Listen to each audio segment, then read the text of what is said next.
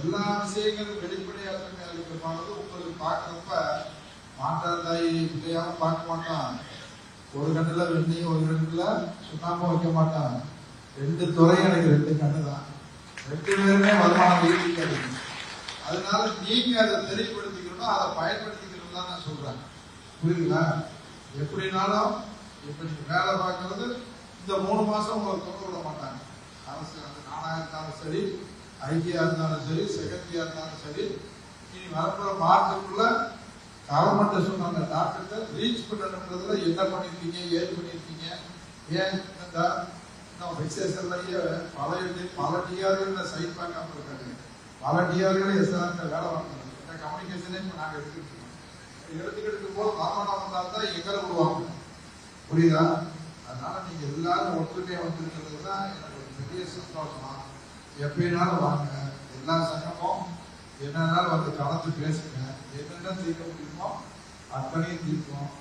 அது எந்த மாற்று கருத்து இல்லை. நீங்களும் கொஞ்சம் நேரம் பார்க்காம அந்த 3 வருஷம் உழைங்க. 6வது என்ன வேணாலும் உதவி பண்ணிக்கோங்க.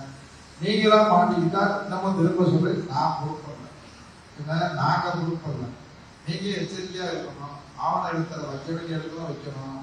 நீங்க இருக்கிறது பாதுகாப்பா இருக்கணும். ஏன்னு கேட்டீங்கன்னா இது தவறான செய்திகளும் பல இடத்துல பரப்பப்படும், சில நேரங்கள் இருக்கும். அதனால அரசு முழு கவனமும் பதிவு. இன்னொன்று, தயவு செய்து இந்த மிகப்பெரிய கெட்ட பேர் வர்றதுக்கே ஒரு சிலர் செய்யற அணுகுமுறை தான். புரியுங்களா? யாரு வந்தாலும் அது அதிகாரிகள் மக்கள் இருந்தாலும் சரி, சாதாரண மக்கள் இருந்தாலும் சரி, அவங்களை விமர்சனித்து ஒழுங்கா உட்கார்ந்து ஒழுங்கா அவங்களை டீல் பண்ணினால இந்த துறை பேரு வெளியே வரவே வராது. ஒரு அலட்சியமாக நீங்க அவர் ஒரு சிலர் அவன் யாரா இருந்தாலும் நீ இருக்கேன்னு சொல்லிட்டு ஒரு சிலர் செய்யற, அதனாலதான் இந்த துறையினுடைய இதுவே வெளிப்படையாக எல்லாருமே ஒரு தவறான கண்ணோட்டத்தில் பார்க்கறதுக்கு காரணம் நம்மளுடைய அணுகு. ஏன் அவர் வாங்க உட்காருன்னு சொல்றதுனால நம்ம ஸ்டேட்டஸ் குறைய போறதில்ல. அதனால நீங்க எதனாலும் பார்த்துக்கோங்க. உடனே பாதுகாப்பை பத்தி நீங்க சொன்னீங்க. அந்த பாதுகாப்பை பத்தி இப்ப நான் நிக்கிற ஏரியால ஒரு எஸ்ஆர ஒரு ஆவணம் எடுக்கிற அடிச்சுட்டான். அடிக்கிறது சந்தையை குடிச்சுட்டானா அடிச்சுட்டானு தெரிஞ்சுக்கணும். எத்தனை நிமிஷம்? அரை மணி நேரத்துல அவனை ரிமாண்ட் பண்ணான். எஃப்ஐஆர் போட்டு உடனே ரிமாண்ட் பண்ணி அவனை பெயர் அனுப்பிச்சுட்டான். அது மாதிரி பேரையில் ஒரு ஆள் சொன்னாங்க, உடனே மேல எஃப்ஐஆர் போட்டுட்டு பாருன்னு சொன்னான். அது மாதிரி நம்ம செல்லப்பட்டியில நம்ம எஸ்ஆர் உள்ள ஆபீஸ்ல உட்காந்துருச்சு, அது கூட்டிட்டே வேடிக்கை பார்த்துட்டு இருந்துச்சு. அப்படியெல்லாம் சொல்ல போனா நாங்க அதுக்கு எடுத்து நடவடிக்கை எடுக்க. நம்மளுக்குள்ள 1000 பேசிக்குவோம், 1000 கருத்து சொல்லிக்கிட்டு இருப்போம். எந்த காலத்துலயும் நம்ம துறைய அடுத்த விட்டு கொடுக்க மாட்டோம்னு நீங்க முதல்ல தயாரா இருக்கு. ஒரு சாதாரண ஊழியராக இருந்தாலும் அரசு ஊழியர் நம்ம ஊழியர்ன்றதுல எந்த காலத்துல யாருக்கும் ஒரு சிந்தனை இருந்தா கூட குற்றவே கொடுக்க மாட்டோம். அது அவங்க மேல நடவடிக்கை எடுக்கும். நீங்க அதை உங்களுக்கு கீழே இருக்கிற ஆவண எழுத்துறதுல எந்த அளவுக்கு டிஸ்டன்ஸ் கீப் பண்ணணுமோ அதெல்லாம் நீங்க பண்ணிக்கணும். அவங்களுக்கு உரிமையை கொடுங்க. நான் வேணான்னு சொல்லுங்க. என்ன சொல்லனாலும் நீங்க வச்சுக்கிற கொடுத்து தான் பாக்குறாங்க. என்ன சொல்றீங்க? அது நீங்க சொல்றாங்க, அரசு பார்வையில் விழுகுது.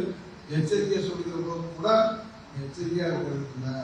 நீங்க நீங்க இதுக்கு கொடுக்க எப்படி வேணாலும் இருந்துக்கலாம். இந்த 3 வருஷத்துல நம்முடைய மாண்புமிகு முதலமைச்சர் அவர்கள், அதே போல இப்ப நம்முடைய துணை முதலமைச்சர் அவர்கள் ஆட்சி செய்து கொண்டிருக்கிறது. நம்ம 2 துறை மேல இருந்தா கூட உங்களுக்கு ஒரு பாதுகாப்பான அரசா தான் இந்த அரசு இருந்திருக்க ஒழிய எந்த காலத்திலையும் எந்த இடத்துலையும் இந்த 3 ஆண்டு காலத்துல தவறான செய்திகள் எப்போதும் அவங்க சொல்லல.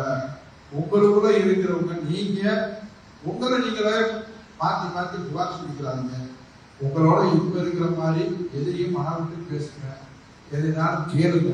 நிச்சயமாக அரசு ஊழியர்களுக்கு உள்ள உரிமையை உறுதியாக இந்த அரசு கொடுக்கும். அதை பதிவுத்துறையில என்ன கேட்கிறீங்களோ அது சட்டத்துக்கு போட்டு நிச்சயமாக நான் செய்வதற்கு உங்கள் ஒருவனாக இருந்து அந்த பணியை செய்வேன் என்பதை இந்த நேரத்திலே உங்களிடத்திலே நான் தெரிவித்துக் கொள்கிறேன்.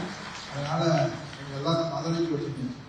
மதுரைக்கு வருகிற போது எங்கள் அதான் அப்படியே சிரிச்சுட்டே சொல்லுவோம், இது சொக்கநாதா இருக்கு இல்லை, இது மீனாட்சி மீனாட்சி உண்மையில எப்பவுமே மீனாட்சி ஆதிக்கம் தான் இருக்கும். என்ன அதனால இந்த பட்டணத்தை பொறுத்தளவு உங்களை உண்மையிலே நான் பெரிய கல்வியன் ரொம்ப சந்தோஷமா இருக்கிறேன். ஏன்னா எங்கெங்கெல்லாம் சங்கம் நடந்து ஒரு வேளை நான் போக முடியாம கூப்பிட்டப்ப இருந்தா கூட நம்ம மந்திரியா இருந்து நம்ம துறையில இருந்து ஒரு மட்டும் நம்ம ஒரு பெரிய வருவாயை ஈட்டணும்.